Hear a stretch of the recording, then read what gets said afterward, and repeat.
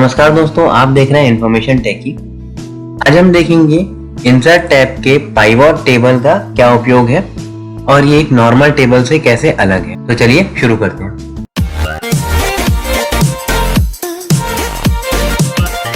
दोस्तों, अगर हम इस डेटा को देखते हैं तो ये रोज एंड कॉलम्स के फॉर्म में है या फिर ये सेल्स में लिखा हुआ है।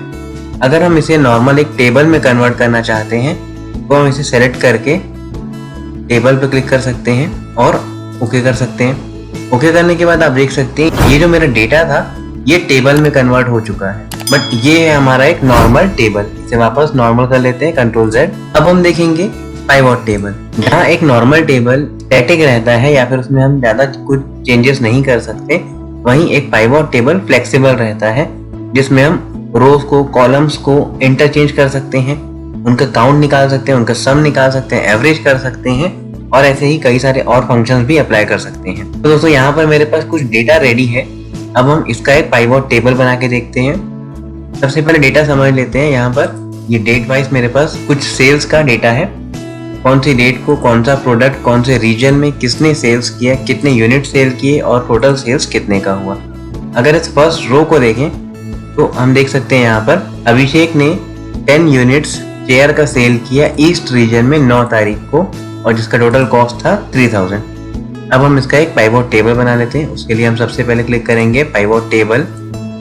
अब यहाँ पर क्रिएट पाइवट टेबल का डायलॉग बॉक्स ओपन होगा जिसमें आप देख सकते हैं सेलेक्ट अ टेबल और रेंज।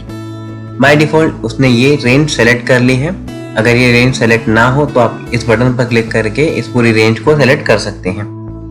दूसरा क्वेश्चन है यहाँ पर where you want pivot report to be placed. आपका जो नया पाइवट टेबल आएगा वो आप कहाँ पर शो करवाना चाहते हैं।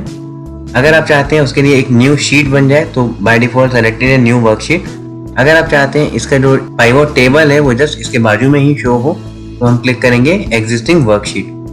नेक्स्ट लोकेशन, आप एग्जिस्टिंग वर्कशीट में आपका पाइवट टेबल कहाँ शो करना चाहते हैं तो मैं इस सेल में क्लिक कर लेता हूँ और ओके करेंगे। अब आप देख सकते हैं यहाँ पर ये जो टेबल है अभी ये कम्प्लीटली ब्लैंक है और साथ साथ हमें मिला है पाइवट टेबल फील्ड लिस्ट। अब हम इसे समझ लेते हैं। सबसे पहले यहाँ पर दिया है report filter, column label, row label and values.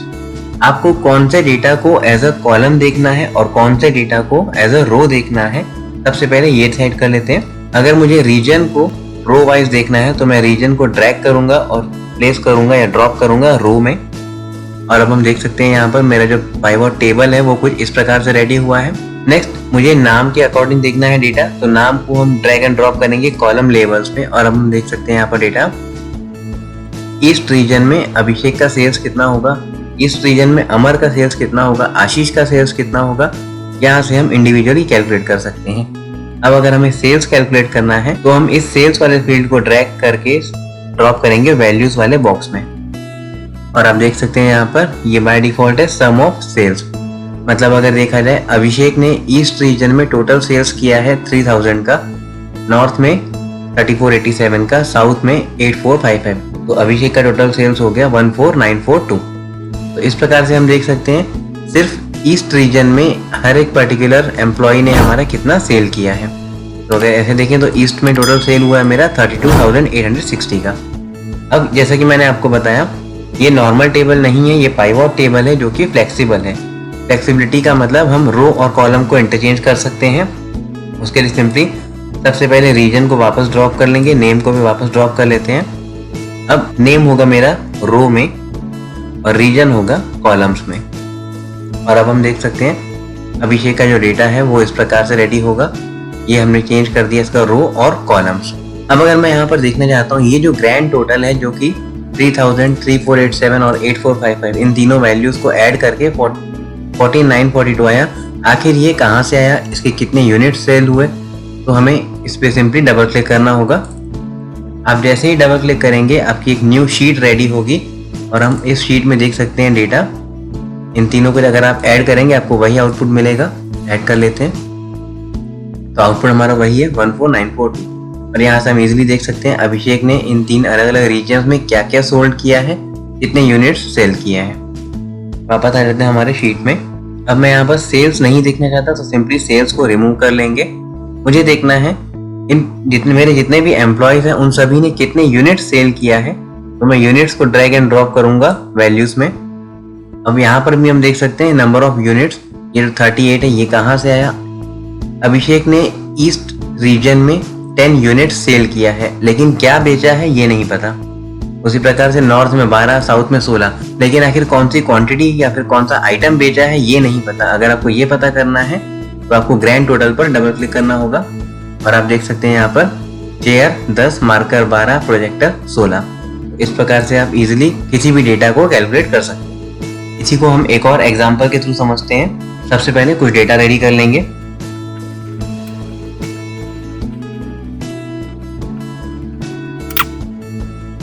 मेरा डेटा रेडी है यहाँ पर।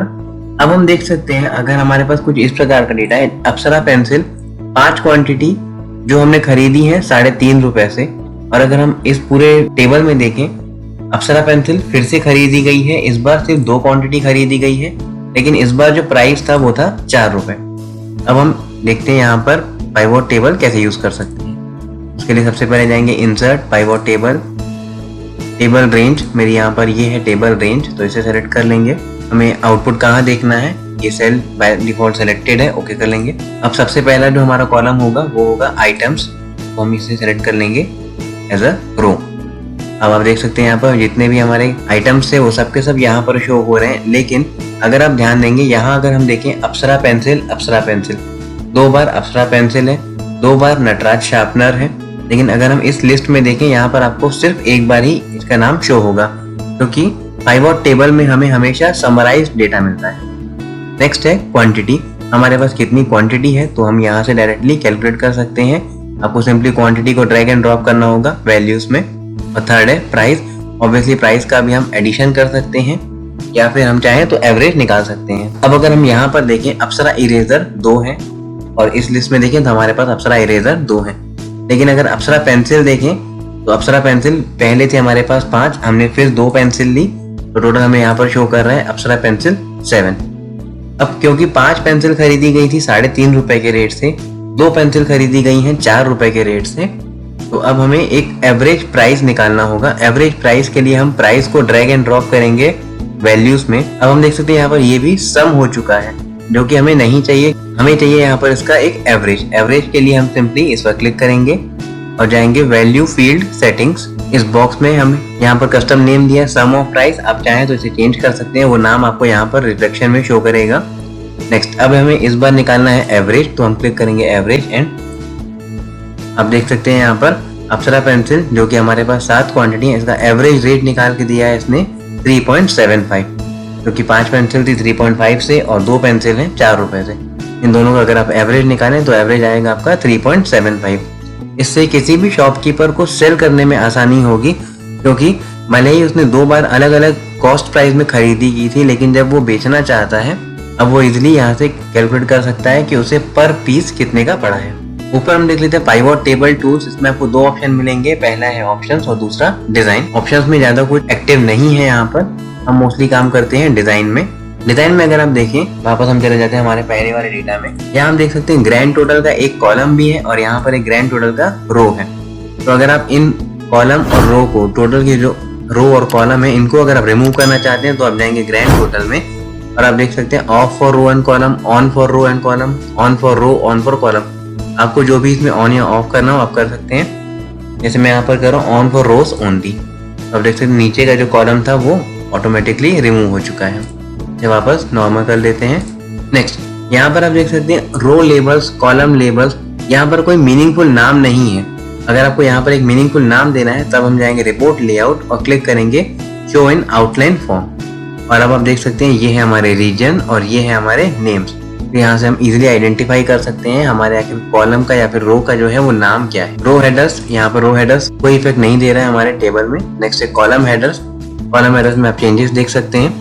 नेक्स्ट है बैंडेड रोज, इस प्रकार से आपके रोज में एक डिजाइन अप्लाई होगी। नेक्स्ट है बैंडेड कॉलम्स, तो कॉलम्स में आप इस प्रकार की डिजाइन अप्लाई कर सकते हैं। नेक्स्ट, यहाँ पे कई सारे अलग अलग डिजाइन दी हुई हैं, आप इनमें से भी कोई और डिजाइन सेलेक्ट कर सकते हैं। तो दोस्तों, इस प्रकार से आप इजीली पाइवोट टेबल या पिवोट टेबल का यूज कर सकते हैं और अपने डेटा को समराइज कर सकते हैं। उसमें जो भी डेटा आप फिल्टर लगाना चाहते हैं आप एक सिंगल पिवोट टेबल के थ्रू लगा सकते हैं। अगर पिवोट टेबल नहीं यूज करते तो आपको कम से कम 2 से 3 अलग अलग फिल्टर्स लगाने पड़ते, तब जाके आपको ये डेटा जो है इस प्रकार से मिलता। आई होप आपको आज का वीडियो पसंद आया होगा।